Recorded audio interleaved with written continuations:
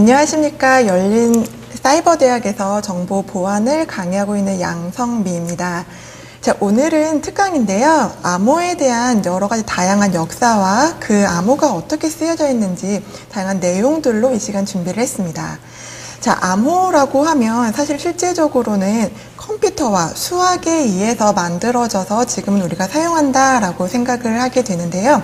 자, 과거에는 여러 가지 암호를 다양한 과학의 방법으로 이용을 하게 되었습니다. 자, 암호의 역사를 먼저 보시면요. 위대한 왕과 장군들이 굉장히 많았는데 그 위대한 왕과 장군들이 나라를 통치하는 수단으로 효율적인 통신 수단에 의존을 하게 되는 경우가 많았는데요. 자, 그러다 보니까 어떻게 하면 이 통신 수단을 조금 더 다양하게 그리고 적에게는 발각되지 않은 그러한 수단으로 만들 수 있을까에 대한 연구가 많이 이루어졌습니다. 자, 그래서 어떠한 귀중한 비밀에 대한 정보들을 시크릿하게 보장하기 위해서 암호 제작자에 대한 연구, 그 제작자를 많이 키워냈고요. 또 한편으로는 적국에 대한 어떤 비밀 정보를 가져오기 위한 암호 해독가를 많이 키워내게 됐습니다.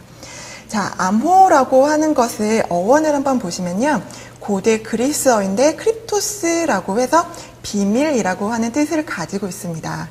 자, 평문을 해독 불가능한 형태로 변형하거나 암호화된 통신문을 원래 해독 가능한 상태로 변환하기 위한 모든 수학적인 원리나 수단 그리고 방법 등을 취급하는 기술이나 과학의 의미로 지금은 일컬어지고 있습니다. 자, 그래서 좀 근본적인 이유를 살펴보면 중요한 정보를 다른 사람이 보지 못하도록 하는 방법이 되겠고요. 자, 고대의 암호는 어떤 것들이 쓰여져 있는지 한번 보실 텐데요. 자, 고대 봉건 사회에서 황제나 군주가 지방의 관리들에게 보내는 비밀 문서, 그리고 지방의 관리들이 다시 황제나 군주에게 보내는 비밀 문서를 관련된 내용으로 전달을 했습니다. 자, 전쟁 중에 작전 지시나 보고 등에 관련된 내용도 바로 이러한 암호를 이용을 했고요. 첩자들과의 통신, 그리고 관련된 내용들을 다양한 비밀 통신 기법으로 이용을 했는데, 지금의 암호와 어떻게 다른지 좀 살펴보도록 하겠습니다. 자, 기원전 5세기 흔히 암호가 처음 사용이 되었다라고 이렇게 학자들이 추측하는 시기인데요. 자, 그리스와 페르시아의 전쟁, 그리스의 도시 국가와 그리고 페르시아 제국의 전쟁이 있었는데 약 BC 499년부터 450년까지 약 50년간의 전쟁이 있었습니다. 자, 그때 나무판 위에다가 어떤 글자를 새겨놓고 그 위에 밀랍을 덮어서 다른 사람이 볼 때에는 그 밑에 어떤 글자가 있는지 그 정보를 숨기는 것이 바로 최초의 암호였다라고 이렇게 학자들이 이야기를 하는데요. 이건 조금 내용이 학자들마다 다를 수도 있는 부분이긴 합니다. 자, 그리고 또 다른 방법으로는 보통 과거에는 지금처럼 통신시설이라고 하는 게 없었기 때문에 그 메시지를 전달하는 것이 바로 주체가 사람이었습니다. 자, 그래서 사람을 메시지의 전달에 그 수단, 방법으로 보내게 됐는데요. 자, 그 중에 하나가 사람의 머리를 모두 깎은 다음에 그 위에다가 어떤 글자를 쓰고 그 머리가 다 자라기까지 기다려서 원거리 통신을 할 때, 원거리로 보낼 때 이러한 방법을 사용을 했습니다. 자, 그리고 불빛에 약품을 처리를 하면 드러나는 메시지, 이거는 아마 어렸을 때 많이 해보셨을 텐데요. 자, 이러한 방법으로 어떤 비밀 정보를 나와 같은 편인 사람에게 보내게 되었는데, 자, 지금의 암호와는 약간의 차이점이 있는 게, 자, 지금의 암호는 여러분들이 어떠한 내용 자체를 다른 문서와 다른 글자로 바꾸어서 보내는 형태가 지금의 암호화된 형태인데, 자, 이렇게 보시면 과거에 쓰였던 암호를 전달하는 방법은 내용 자체는 그대로 있지만 그 내용을 숨겨서 보내는 형태가 되겠죠. 자, 그래서 이걸 굳이 조금 표현을 하자면 스테가노그래피라고 하는 형태로 비밀을 전달하는 이러한 방법의 형태가 많이 개발이 되었습니다. 자, 메시지 자체는 암호화되지 않았지만 시간이 지나면서 어떻게 비밀이 숨겨져 있다라고 하는 것이 알려지기 때문에 이러한 방법들은 오랜 기간 사용하지 못한다라고 하는 단점이 있습니다. 자, 그렇다면 과거에 쓰였던, 고대에 쓰였던 암호화 방법 몇 가지를 살펴볼 텐데요. 자, 첫 번째로는 전치법이라고 해서 글자의 위치를 바꾸는 방법입니다. 자, 여러 가지가 있었지만 그 중에 한 가지로 스키테일이라고 하는 걸 살펴볼 텐데요. 자, 스키테일이라고 하는 것은 나무 막대기를 의미합니다. 자, 나무 막대기에 가느다란 종이로 이렇게 돌돌돌돌 말아서 글씨를 쓰는데요. 자, 요 스키테일이라고 하는 막대기를 보시면 완전히 동그란 막대기가 아니라 각이진 막대기 형태로 보실 수가 있습니다. 그래서 어떤 면을 딱 이렇게 확인을 해보면 그 면에서는 관련된 내용이 의미가 있고 다른 면에서는 모두 의미가 없는 내용으로 채워지게 되는데, 자, 이것을 쭉 펼쳐서 한 줄로 쭉 펼쳐서 볼 때는 의미가 없는 단어들의 그냥 일렬된 형태로 볼 수가 있습니다. 자, 그래서 이 스키테일이라고 하는 방법은 나와 통신하고자 하는 사람 간에 중요한 그 키포인트는 뭐냐면, 아, 내가 쓰는 나무 막대기의 굵기는 어느 정도 되는 굵기로 할 것이다 라고 하는 것을 서로 지금으로 말하면 키값이라고 표현을 하는데요. 키값으로 비밀 정보를 서로 가지고 있고, 이 돌돌돌돌만 이 메시지만 서로 전달을 해서 서로가 몇 센치인 나무 굵기다 이거를 말아보느냐에 따라서 비밀을 전달하는 방법이 스키테일 방법입니다. 자, 두 번째는요, 카이사르 혹은 시저 암호라고 하는데, 하나의 문자를 다른 암호로 대체하는 방법인데, 이건 대치법 혹은 대체법이라고 표현을 하게 됩니다. 자, 보통 K번 정도 옆으로 시프트 옮겨서 사용을 했는데, 카이사르는 3번 정도 옮겨서 사용을 했다라고 합니다. 자, 그래서 만약에 A라고 하는 것을 보면, A는 3칸을 옮기게 되면 D가 되고, B는 2가 되죠. 자, 그래서 각각의 문자들을 암호화 시킬 때 몇 칸을 시프트, 그리고 다시 복호화 시킬 때는 그 반대로 시프트 시켜서 암호를 복호화하는 방법이 바로 카이사르 시저 암호 방법입니다. 자, 그런데 이 암호의 가장 큰 맹점은 무엇이냐 하면 그냥 단순히 옆으로만 옮기는 방법이기 때문에 이것을 26번만 옆으로 옮겨서 어떠한 문장을 대입을 해보면 모두 알 수 있다라고 하는 치명적인 단점이 있기는 한데요. 자, 그 당시에는 굉장히 획기적인 암호 방법 중에 하나였습니다. 자, 밑에 보시면 이거는 사이퍼 암호다라고 이렇게 나와 있는데요. 자, 사이퍼라고 하는 것은 이제 뒷장에서도 간단하게 설명을 해드리겠지만 어떠한 문자 하나를 바꿔놓는 암호를 사이퍼 암호라고 해서 카이사르 암호는 사이퍼 암호의 일종이다라고 이야기를 할 수 있습니다. 자, 그 다음에 유명한 암호 방법 중에 하나는 마타리의 악보 암호라고 하는 것이 있습니다. 자, 마타리는 아마 여러분들도 많이 알고 계실 텐데요. 이중첩자였다라고 지금 현재 많이 알려지고 있는데요. 자, 원래 본명은 마가레타 젤러라고 한 본명을 가지고 있습니다. 자, 이 사람은 첫 번 H21이라고 하는 이름으로 프랑스 장교에 접근을 해서 군사 기밀을 빼내죠. 자, 그래서 그것을 독일에 넘겨서 나중에 1차 세계대전이 끝나기 전에 프랑스 정보부에 체포가 돼서 사형을 받게 되는 인물이 바로 이 마타리라고 하는 닉네임을 가진 사람이었습니다. 자, 이 마타리는요, 어떤 식으로 빼낸 정보를 옮겼냐면, 바로 이렇게 보시는 바와 같이 악보를 사용한 암호 방법을 이용을 했는데요. 자, 이 암호에 이렇게 동그랗게 만들어진 이 악보에 각각의 문자들을 대치를 하게 됩니다. 자, 그래서 내가 쓰고자 하는 어떠한 글자들을 쭉 만들고 그 해당되는 글자들을 한 개씩 해당되는 그 음표로 악보를 만들게 되는데요. 자, 음악을 조금이라도 아는 사람이라면 악보는 반드시 몇 분의 몇 박자 해서 그 마디수마다 이것이 맞아야 되는데, 자, 이렇게 만들어진 암호는 이 박자가 맞지가 제대로 맞지 않은 형태로 나타나겠죠. 자, 그러나 음악에 대해서 많이 알지 못하는 사람들이 많았기 때문에 이 마타리의 악보 암호도 굉장히 획기적인 방법 중에 하나였습니다. 자, 실제적으로 어떤 음악이 연주가 되지 않은 그러한 악보의 형태였고요. 자, 이 당시에 보시면요, 한참 암호라고 하는 게 굉장히 융성했던 시기 중에 하나는 바로 아랍의 이슬람 문화권이었습니다. 자, 그 당시에는 800에서 1900년도까지는 중세 유럽이 굉장히 암흑 시대였는데요. 자, 유럽에 비해서 아랍은 굉장히 상대적으로 경제적인 풍요로움이 있었기 때문에 일단 먹고 사는 문제가 안정화되었다라고 하면 그 다음부터 발전하는 것이 여러 가지 문화나 학문이 많이 발전을 하게 되겠죠. 자, 그래서 여러 가지 학문이나 문화 관련된 내용이 발전하면서 그 중에서도 암호학이 발전하는 계기가 되었습니다. 자, 아라비아에 있는 학자들은요, 이 암호학을 발전시키면서 어떠한 경로로 암호를 개발을 했냐면 알파벳의 기호를 이용을 해서 암호를 바꾸는 방법을 사용을 했습니다. 자, 그래서 알파벳 예를 들어서 A라고 하는 문자를 바꾸게 되면 별표 같은 에스크립트를 사용을 하거나 아니면 B라고 하는 문자를 사용하면 샵과 같은 어떤 기호를 써서 사용하는 이런 암호법을 만들어 놨는데요. 자, 알파벳만 통해서 알파벳 안에서 무언가를 바꾸는 방법과 알파벳 플러스 기호까지 포함해서 무언가를 바꾼다라고 하면 그것을 풀어내는 데는 훨씬 더 많은 시간이 걸릴 수 있겠죠. 자, 그렇기 때문에 이 방법도 굉장히 획기적인 방법 중에 하나였습니다. 자, 이 당시 아랍에서는 어떠한 것이 굉장히 융성했냐면 마호메트가 천사장인 가브리엘에게서 받았다라고 하는 여러 가지 계시들을 적은 코란이라고 하는 것이 그 코란을 연구하는 신학자들에 의해서 많이 연구가 되었습니다.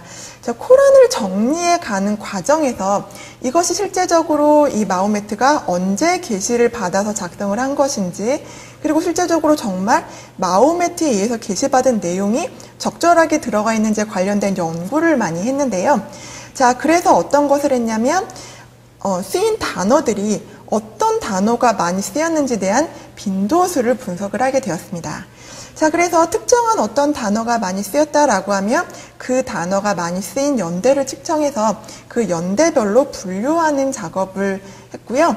자, 그리고 마호메트가 또 다른 어떤 그 생전에 쓰던 어떤 언어들이나 다른 어떤 그 저술물들을 확인을 해서 이것이 정말 마호메트가 계시를 받아서 작성을 한 것인지 아닌지를 구별하는 작업들이 한참 이 아랍권에 있는 신학자들로부터 이루어지게 되는데요. 자, 이것을 하다 보니 어떤 것을 발견하게 됐냐면 알파벳이라고 하는 어떤 단어들은 실제적으로 모든 그러한 알파벳 단어들이 균등하게 사용이 되는 것이 아니라 많이 쓰이는 알파벳이 있고 적게 쓰이는 문자가 있더라라고 하는 것을 발견을 하게 됩니다.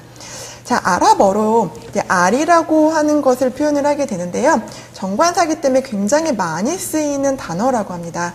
자, 그래서 A와 L에 해당하는 단어는 굉장히 많이 사용이 되는데 그 아랍어로 J에 해당하는 단어는 상대적으로 굉장히 사용 빈도수가 낮다라고 해요. 그리고 알파벳, 영어에서 사용하는 빈도수는 X, Y, G 같은 것들이 굉장히 빈도수가 낮은데요. 자, 그렇게 빈도수가 얼마만큼 되는지, 그리고 이 빈도수가 많고 적음에 따라서 그 빈도수 분석법을 이라고 하는 것을 만들어내게 됩니다. 자, 그래서 어떤 암호문을 받았을 때 만약에 이라고 하는 단어, 보통은 어떤 텍스트를 보면 이라고 하는 단어가 굉장히 많이 쓰이는데 이 암호문에서는 F라고 하는 F라고 하는 문자가 많이 쓰였다라고 한다라고 하면 그 F라고 하는 그 문자 자체는 혹시 이라고 하는 문자가 바꿔진 사이퍼 텍스트가 아닌가, 사이퍼 암호가 아닌가 라고 이렇게 판별을 하게 되는 거죠. 자, 그래서 이런 빈도 분석법이라고 하는 것이 개발이 되면서 과거에 단순하게 문자와 문자를 바꿔 쓰는 그런 방법은, 대체법은 더 이상 사용하기가 어려워졌습니다. 자, 조금 더 복잡한 대체법들이 나오게 되는 거죠. 자, 그다음 또 다시 유럽으로 넘어가게 되면요. 자, 유럽은 아까 이 아랍에서 이슬람 문화권이 굉장히 융성한 발전을 한 당시에는 십자군 전쟁으로 암흑기를 거쳤습니다. 자, 그 다음에 15세기에 넘어와서는 이제 문해 부흥 운동이라고 해서 르네상스 시대가 도래하면서 여러 분야에서 암호라고 하는 것이 사용이 됩니다.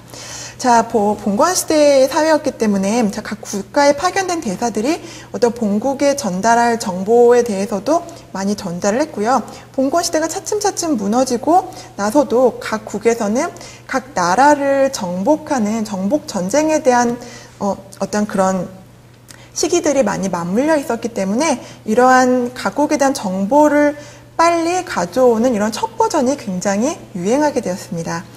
자, 그래서 이러한 암호 전달을 어떻게 할 것인가 라고 하는 것이 뒤늦게 이제 유럽에서도 많이 발전을 하게 되는데요. 자, 알베르티의 암호라고 하는 것이 있습니다. 자, 방금 전에 제가 이슬람 문화권에서 빈도 분석법이라고 하는 것이 개발이 됐다, 만들어졌다라고 했는데요.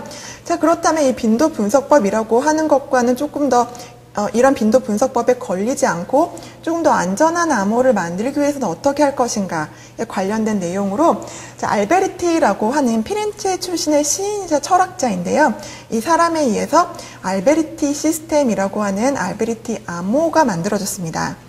자, 먼저 원문을 보시면 원문은 A, B, C, D, E, F, G, H, I 해서 Z까지 쭉 이렇게 일렬로 나열이 되어 있고요.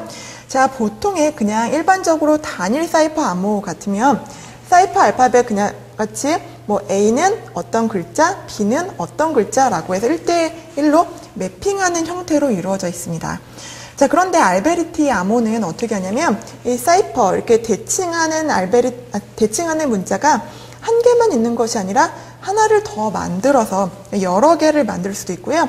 만들어서 A라고 하는 문자는 F라고 하는 것에도 매칭이 되지만 G라고 하는 것에도 매칭이 된다. 그리고 B라고 하는 것은 Z라고 하는 글자에서도 매핑이 되지만 O라고 하는 글자도 매핑이 된다라고 하는 식으로 사이퍼 알파벳을 1, 2 식으로 이런 식으로 여러 개를 만들어서 사용을 하는 거죠. 자, 사용하는 방법은 이렇습니다. 굉장히 간단한 방법인데요. 예를 들어서 헬로우라고 하는 저 글자를 암호화시킨다라고 하면 H라고 하는 것은 첫 번째 글자는 사이퍼 알파벳 1에서 가져오고 두 번째 글자는 사이퍼 알파벳 2에서 가져오고 첫 번째 글자는 사이퍼 알파벳 1에서 가져오고 네 번째 글자는 사이퍼 알파벳 2에서 가져오는 식으로 이런 식으로 각각의 자릿수마다 어떤 사이퍼 알파벳을 가져오느냐로 결정을 하는 거죠. 자, 그렇다면 원문에서는 글자가 같은 글자다라고 하더라도 암호문으로 바꾸었을 때는 서로 다른 글자로 나타날 수 있다라고 하는 그러한 장점이 있습니다. 자, 그래서 이것은 간단하게 빈도 분석법을 피해갈 수 있는 그러한 방법 중에 하나로 개발이 되었습니다. 자, 이거는 뭐 여러 가지로 응용을 할 수 있는데요. 지금처럼 뭐 첫 번째는 사이퍼 1, 두 번째는 사이퍼 2 이렇게 변경을 할 수도 있고 아니면 사이퍼 알파벳 3개를 만들어서 뭐 첫 번째 글자는 뭐 세 번째, 두 번째 글자는 첫 번째, 세 번째 글자는 뭐 또 첫 번째 이런 식으로 조금 더 이렇게 랜덤하게 섞어서 사용하는 형식으로도 응용을 할 수가 있습니다. 자, 그렇다면 여기에서는 조금 어떠한 단어들에 대해서 좀 정리를 하고 가려고 하는데요. 자, 암호의 역사를 쭉 살펴보다 보면 지금처럼 어떤 단일적인 문자를 단일 부분으로 바꾸는 이런 단일 사이퍼 암호라고 하는 부분도 있지만 코드, 단어 자체를 다른 단어로 혹은 다른 기호로 바꾸어서 사용하는 코드라고 하는 것도 있습니다. 자, 먼저 비밀통신. 아까도 처음에 제가 고대 암호에서 사용하는 것이 처음에는 암호라기보다는 어떠한 정보를 시크릿하게 전달하는 비밀통신에 가까웠다라고 말씀을 드렸는데요. 자, 이 비밀통신이라고 하는 것을 하면서 크립토그래피와 스테가노그래피 두 가지 형태로 나누어지게 됩니다. 자, 스테가노그래피는 제가 앞에서 말씀드린 것처럼 어떠한 내용 자체가 비밀이 아니라 내용을 볼 수 있는 방법이 비밀로 묶여져 있는 메시지 존재를 은닉시킬 수 있는 방법이 스테가노그래피고요. 크립토그래피라고 하면 내용 자체를 암호화시켜서 그 암호화된 내용을 볼 수는 있지만 해독은 할 수 없는 그러한 형태가 바로 크립토그래피 형태입니다. 자, 이 크립토그래피는 전치법과 대체법 혹은 대치법이라고 하는데요. 대체 형태로 나뉘고요. 전치라고 하는 것은 말씀드린 대로 단어의 위치를 바꾸는 거고 대체는 글자 자체를 바꾸는 겁니다. 자, 이렇게 대체법은 어떠한 그런 애플이라고 하는 그런 단어 자체를 다른 코드로 바꾸는 것이 바로 코드법이고요. 글자 자체를 바꾸는 것이 바로 사이퍼입니다. 자, 그래서 이런 약간의 차이점이 있다라고 하는 것도 기억을 해 두시면 되겠습니다. 자, 그래서 코드를 암호화시킨다라고 하면 인코드라고 하는 단어를 쓰고요. 그 다음에 이걸 다시 코드를 원래 문자로 바꾼다라고 하면 디코드라고 하는 단어를 사용합니다. 자, 사이퍼라고 하는 것은 글자를 대체하는 것이라고 해서 인사이퍼, 그리고 또 다시 복호화하면 디사이퍼라고 하는 말로 사용이 되는데요. 자, 최근에는 이것을 암호화한다.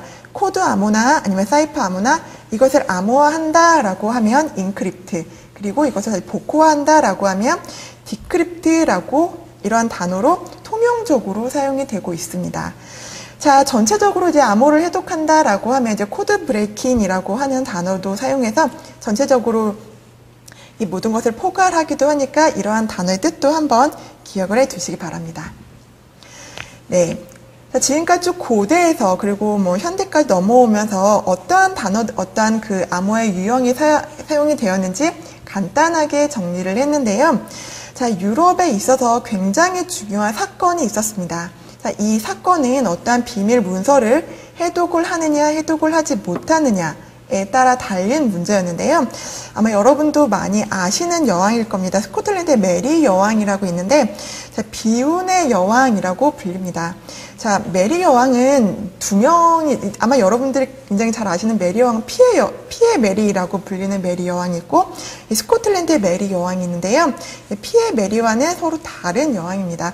피의 메리라고 불리는 여왕은 잉글랜드의 여왕이었고요. 지금 제가 말씀드리는 여왕은 스코틀랜드의 여왕입니다. 자, 이 메리 여왕은 1542년 12월 8일에 태어났고요. 87년 2월 8일에 죽었는데요. 그냥 자연사한 게 아니라 참수형 당해서 죽은 경우입니다. 자, 제임스 5세와 프랑스 출신의 마리드 키즈의 딸로 태어났는데, 이 당시에 스코틀랜드는 전쟁에서 패한 상태로 이 아버지인 제임스 5세가 거의 병중에 있었습니다. 그래서 메리 여왕이 태어나자마자 얼마 안 돼요. 바로 이 제임스 5세가 죽게 되고요. 그러면서 이제 1년도 안 된, 돌도 안 된 메리 여왕이 즉위를 하게 됩니다. 자, 굉장히 비운의 여왕이었다라고 하는 게 왜 그러냐면, 맨 처음에 이제 이 스코틀랜드에 대한 어떤 영토에 야육을 가지고 있었던 잉글랜드 헨리 8세가 이 스코틀랜드의 메리 여왕에게 그때는 이제 막 이제 즉위식을 하고 얼마 안 됐는데요. 한 6살 때에서 9살 때쯤에 이 여왕에게 내 아들과 결혼했으면 좋겠다라고 청혼을 하게 되는데, 이 어머니인 기지 왕비가 거절을 하게 됩니다.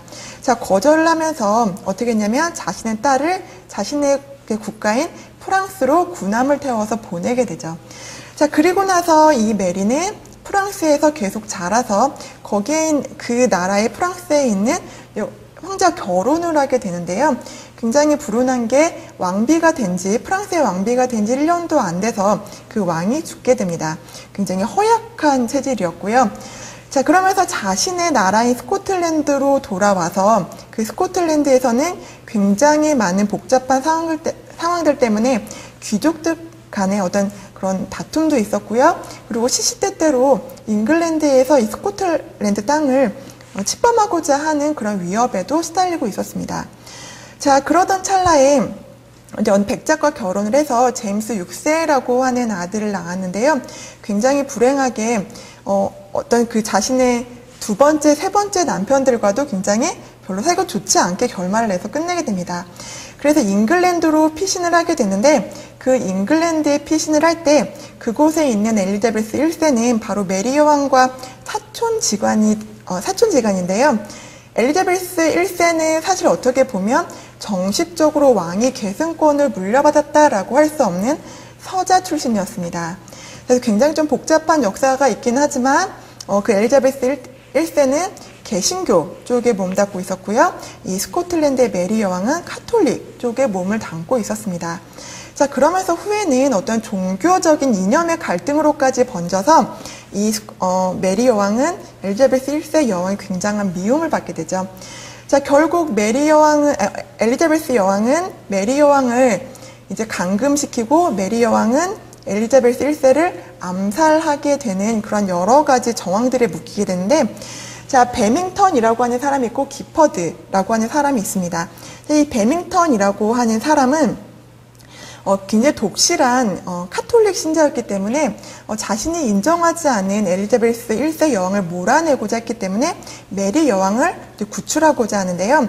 자, 이때 기퍼드라고 하는 사람이 기퍼드라고 하는 사람이 이 배밍턴을 도와주게 됩니다. 자, 그런데 사실 이 기퍼드라고 하는 사람은 엘리자베스 1세 여왕의 어떤 첩보 국장이었던 월싱엄이라고 하는 사람의 첩자였습니다. 자, 그래서 결국은 어떤 암호문으로 만들어진 그러한 문서들이 기퍼드에 의해서 유출이 되고요.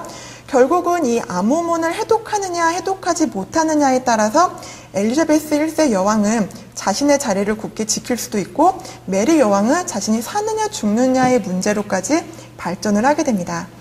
자, 그런 후에 하지만 결국은 이 기퍼드가 빼돌린 암호문은 결국은 다 해독이 돼서 이 메리 여왕은 도끼로 참수형을 당하는 끝에 87년 2월 8일에 죽게 되는 거죠. 유럽의 역사에서는 이 스코틀랜드 메리 여왕 사건은 굉장히 중요한 암호의 역사 중에 하나로 기록이 되고 있습니다. 자, 이때 메리 여왕이 자신의 어떤 그런 측근이어서 자신의 어떤 보기를 도와주는 그런 배밍턴이라고 하는 사람과 주고받을 때 사용한 것이 바로 코드워드와 노멘클레이터라고 하는 것을 사용을 했는데요. 자, 보시면 이 코드는 이런 식으로 생겼습니다.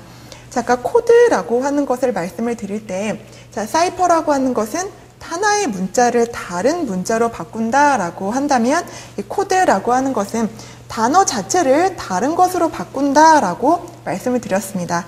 자, 그래서 보시면 이 단어 자체를 다른 것으로 이렇게 매칭해서 사용할 수 있는 이런 방법이었고요. 노멘클레이터라고 하는 것은 어떤 그런 단어들을 숫자의 형식으로 바꾸는 형식을 의미를 하게 됩니다. 그래서 굉장히 복잡한 형태로 이렇게 암호문을 주고받았는데 결국은 엘리자베스 1세 여왕의 암호 해독가에 의해서 이 암호문은 모두 해독이 됐고 메리 여왕은 참수를 당하게 됩니다. 자, 보시면 이 암호문이라고 하는 것은 어떤 왕과 왕권 혹은 어떤 국가의 국가 간의 어떤 첩보에 관련된 내용에서도 많이 사용이 되는 어떤 형태인데요. 자, 어떤 군용으로 시작한 이런 암호 해독은 사실은 이런 암호 해독에 관련된 꼭 국가 간의 어떤 비밀, 그러니까 지금 보이지 않는 어떤 형태의 것을 다시 앞으로 끄집어내기 위한 형태로만 사용이 된 것이 아니라 과거에 우리가 알지 못하는 어떠한 형태를 밝혀내는데도 바로 이 암호 해독이 많이 이루어져 있습니다. 자, 그래서 어떤 문화유산을 복원하는데도 이 암호 해독 분야가 많이 이용이 됐는데요. 자, 많이 아실 거예요. 로제타 스톤이라고 해서 이집트의 검은 바잘트석 기념비로 이집트 5천 역사를 규명해주는 결정적인 단서가 되는 유물입니다. 자, 보시면 이 로제타 스톤은요, 3가지의 언어로 만들어져 있습니다. 자, 그래서 맨 첫 번째 있는 것은 상형 문자고요. 두 번째는 민중 문자고 세 번째는 그리스 문자로 이렇게 만들어졌는데 기원전 196년에 제작이 되었고 이것이 발견된 시기는 이제 나폴레옹 때 1799년에 발굴이 되었습니다. 네. 자, 여기에 관련된 내용을 보시면요. 프톨레마이오스 파라오의 즉위 기념비로 관련된 내용이 나와 있는데 사실 여기에 있는 언어들은 모두 3가지 다른 언어로 되어 있지만 사실 같은 내용을 담고 있습니다. 자, 그래서 보시면 이것은 어차피 같은 내용이기 때문에 이것을 풀어보는 것은 굉장히 쉽지 않을까라고 생각하실 수도 있는데요. 자, 보시면 위쪽에 깨어진 부분이 있기 때문에 제일 위쪽에 있는 이러한 상형 문자를 해독하는 데는 굉장히 오랜 시간이 걸렸습니다. 자, 맨 처음에 이 언어는요, 이 이집트의 상형 문자는 사실 어떤 그런 상업이나 민중들이 쓰기에 적합한 언어는 아니었고요. 그리스의 어떤 그런 이집트에 보시면 어떤 신전들, 제사, 그리고 신전을 꾸미기 위한 어떤 그런 형태의 장식적인 성격이 굉장히 강한 문자였습니다. 자, 그래서 이 문자가 너무 어렵고 쓰기가 불편하다라고 해서 나온 것이 바로 두 번째 이제 쓰여진 이집트 민중 문자라고 하는 이런 형태가 되겠습니다.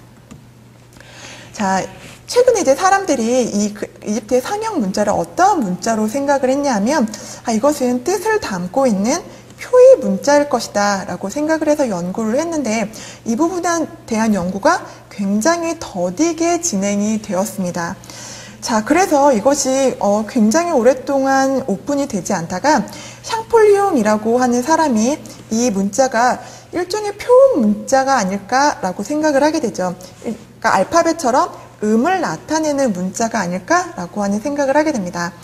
자, 그래서 이 샹폴리옹이라고 하는 사람이 바로 이 상형 문자를 해독해내는 그러한 해독해내게 되는 결정적인 역할을 하게 된 사람인데요.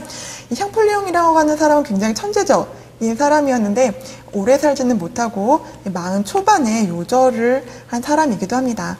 자, 어쨌든 간에 이러한 샹폴리옹이라고 하는 사람의 노력 덕택으로 상형 문자가 해독이 되고 이 상형 문자가 해독이 되면서 바로 이집트의 고대 역사를 알게 되는 계기가 되었습니다.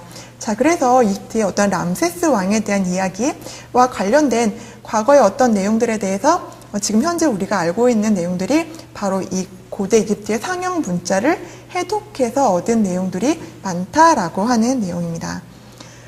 자, 그 다음에 보시면 1885년에 이제 빌 페이퍼라고 하는 게 나와 있는데요. 자, 이건 뭐냐면 보물 찾기에 관련된 내용입니다. 자, 토마스 빌이라고 하는 사람이 이제 미국의 서부 여행 중에 우연히 금맥을 발견합니다. 자, 우연히 땅이 갈라진 틈으로 보이는 금맥을 발견을 해서 그 금을 채취를 하게 되는데요. 지금 현재 돈으로 환산하면 약 200억 원 정도가 된다라고 합니다. 자, 친구들과 함께 이 토마스 빌이라고 하는 사람은 그 금을 모두 버지니아로 옮겨서 숨겨두게 되는데 그 당시 이제 버지니아로 옮겨 숨겨두게 되면서 버지니아에 있던 한 호텔의 주인을 이제 찾아가게 됩니다.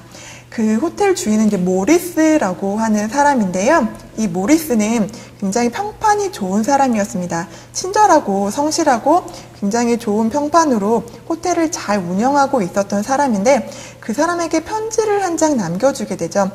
자, 만약에 10년 이후에도 내가 다시 어떤 연락이 없거나 돌아오지 않는다면 여기에 있는 이 네모난 상자를 한번 열어봐 달라. 그 안에 있는 내용을 열어봐 달라. 거기에는 내가 어떤 보물에 관련된 내용이 있다라고 하는 것을 알려주게 됩니다. 자, 그런데 이 모리스라고 하는 사람은 이제 10년이 지났는데도 이제 이 상자에 대한 내용을 까맣게 잊고 있다가 10년이 훨씬 지난 후에 갑자기 생각이 나서 이 상자를 열어보게 됩니다. 자, 열어봤더니 그 안에 뭐가 있냐면 3장의 암호로 된 편지가 있는데요. 첫 번째 암호는 보물의 위치, 어디에 있는지, 그리고 두 번째는 이 보물에 어떤 것들이 있는지 내용들, 어떻게 발견하게 됐고 관련된 내용들이고요. 세 번째는 이 토마스 빌이라고 하는 사람이 어떤 친척들에게 나눠줄 그런 보물을 받을 사람은 누구인지에 관련된 내용으로 그 암호의 편지가 적혀져 있는 내용들이 있었습니다. 자, 물론 이 암호로 된 편지는 어떻게 된 형식이냐면 문자로 된 형식이 아니라 모두 숫자로 되어진 형태고요. 아마 여러분들이 인터넷을 찾아보면 빌 페이퍼에 관련된 암호 편지를 찾으실 수가 있을 텐데요. 처음부터 끝까지 모두 숫자로 이루어진 편지입니다. 자, 이 토마스 빌의 어떤 그런 편지 안에서는 내가 혹시라도 무슨 일이 있어서 이것을 못 찾을 경우에는 내 친척들에게 이것을 좀 나눠줬으면 좋겠다라고 하는 것을 착한 평판을 가진 모리스에게 부탁을 했던 거죠. 자, 그것이 이제 모리스가 거의 나이가 한참 들고 나서 이 토마스 빌의 어떠한 그런 유언이 대저 찾아오지 않았으니까 이 유언을 좀 실행해주기 위해서 이것을 찾게 되는데 아무리 읽어봐도 보물에 대한 이런 위치나 내용이나 받을 사람에 대한 내용을 해독을 할 수가 없었습니다. 자, 왜냐하면 이 토마스 빌은 10년 후에 어떤 사람으로부터 내가 어떤 여기에 보물을 풀 수 있는 내용의 편지를 보내겠다라고 했는데 그 내용이 오지 않았기 때문인데요. 자, 그래서 이 모리스는 자신의 친구에게 이것을 부탁을 하게 되고 이 친구는 여기에 대한 내용을 계속적으로 연구를 해서 결국은 두 번째 편지를 해독을 하게 됩니다.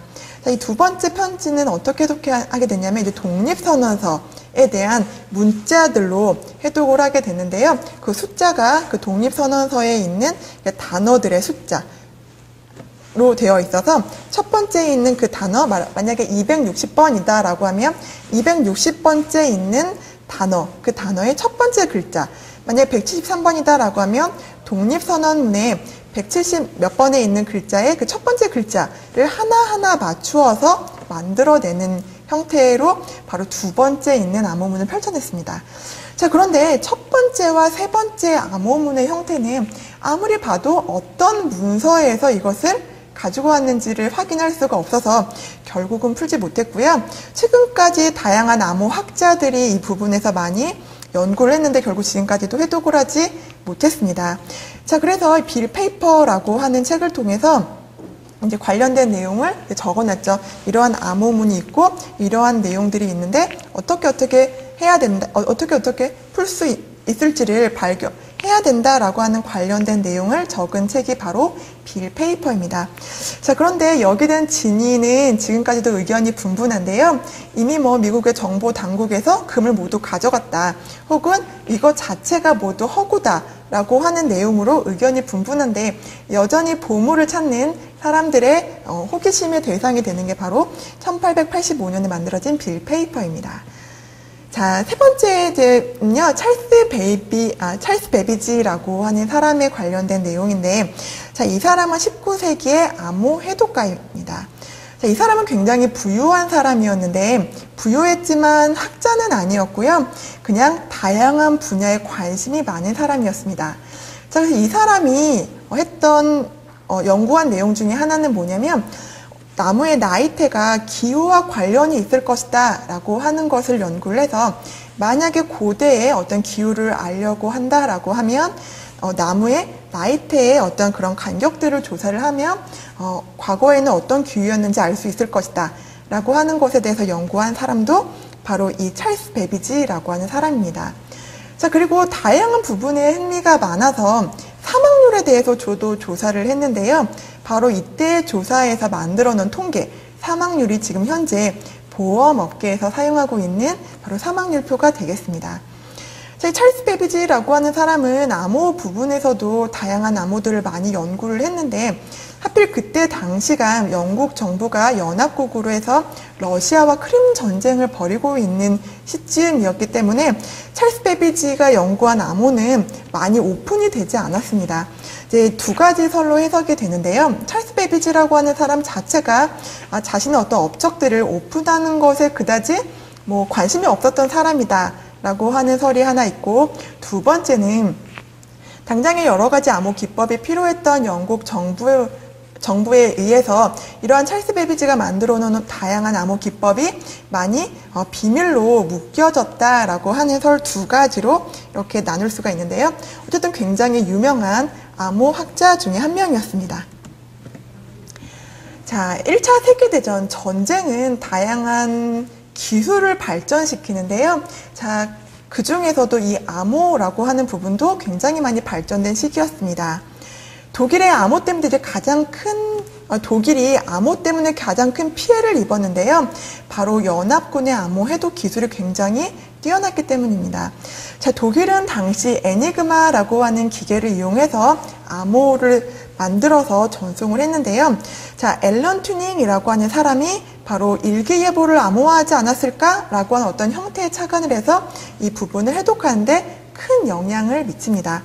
자, 어떠한 문서가 전송이 되어져 있는데 아침에 만약에 새벽에 그 문서가 전송이 됐다라고 하면 그때 있는 어떠한 날씨 정보가 그 문서 안에 있을 것이다 라고 하는 어떠한 이런 창의적인 발상에 의해서 암호를 해독하는데 굉장히 큰 공헌을 했습니다.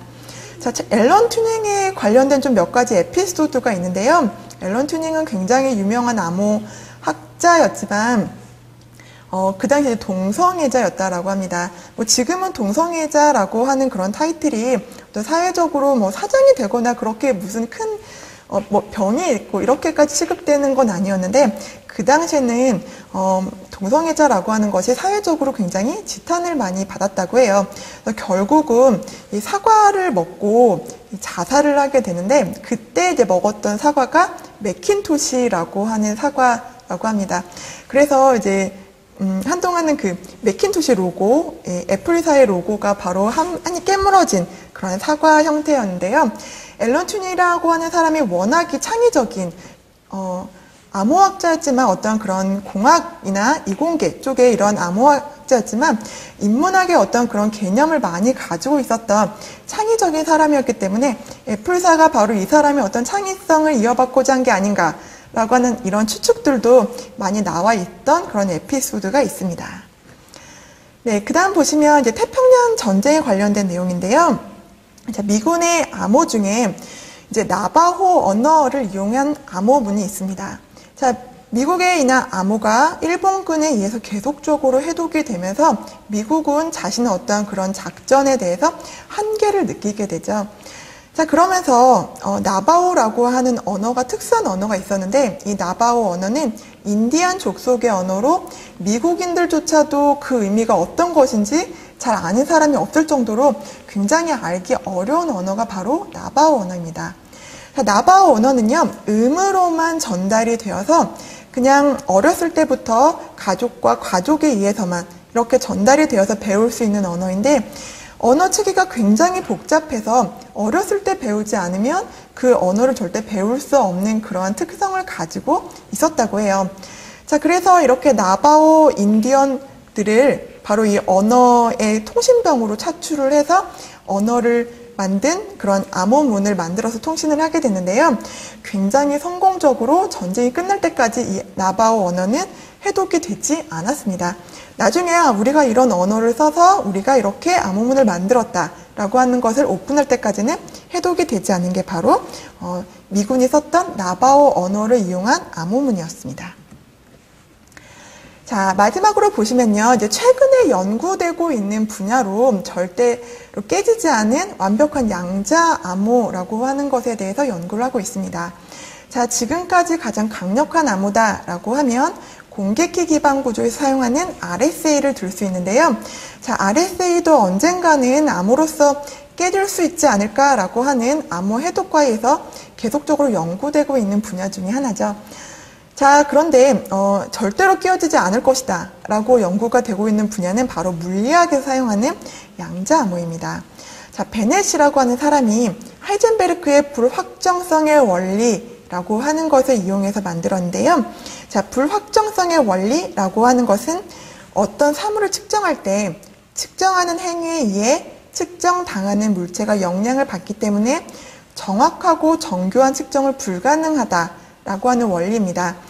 조금 더 쉽게 표현을 하자면 예를 들어서 내가 어떠한 물체의 길이를 정확하게 잴 때는 두 가지의 좀 모순이 있는데요. 첫 번째는 어떤 거냐면 우리가 어떤 것을 일단 본다라고 하면 빛이 있어야 되죠. 자, 빛이라고 하는 것은 파장을 가지고 있는데요. 일단 그 파장을 가지고 내 눈앞에 들어옴과 동시에 파장 때문에 길이가 달라질 수 있습니다. 자, 그리고 그 물체의 빛의 파장이 닿음과 동시에 길이 자체가 틀려질 수 있고요. 다시 말하면 눈으로 들어오는 빛의 파장 때문에 우리가 길이를 잘못 인식할 수 있고 빛의 파장 때문에 해당되는 물체의 길이가 달라질 수 있다라고 하는 건데요. 자, 이것이 우리가 사는 보통의 세계에서는 별로 중요하지 않은 정도의 길이지만 극미 세계에서는 아주 심각한 문제로 알려진 문제입니다. 자, 그래서 이러한 극미한 입자들을 이용해서 암호 메시지를 전달하는 방법인데요.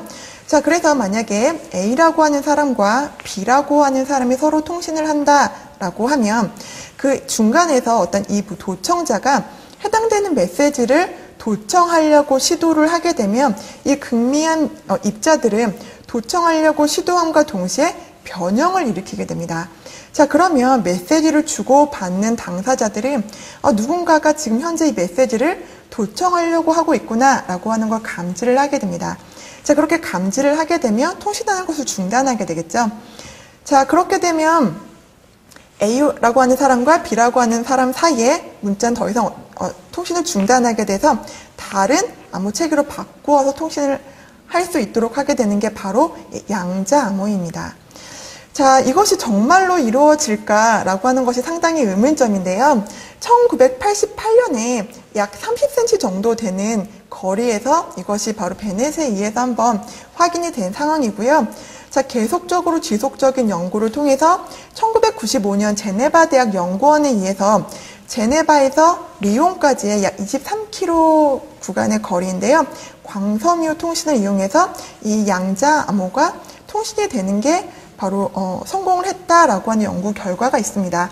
자, 물론 양자 암호는요, 아직도 상용화 되려면 굉장히 많은 시간이 걸리겠지만, 만약에 이것이 정말로 암호화 되는데 상용화 된다라고 하면 절대로 깨어지지 않는 암호가 되지 않을까라고 하는 그러한 기대성을 가지고 있는 암호가 바로 베넷의 양자 암호입니다. 자, 그래서 지금까지 어떤 암호에 관련된 역사와 간단하게 어떤 암호가 있었는지 쭉 한번 살펴봤고요. 자, 참고 문헌은 여기 있는 부분들을 조금 더 참고해 보시면 다양하게 지금까지 어떤 암호들이 만들어지고 사용이 됐고 또 그것으로 인해서 우리의 역사가 어떻게 바뀌어졌는지도 확인해 보실 수 있으실 겁니다. 자, 긴 시간 수고하셨습니다. 감사합니다.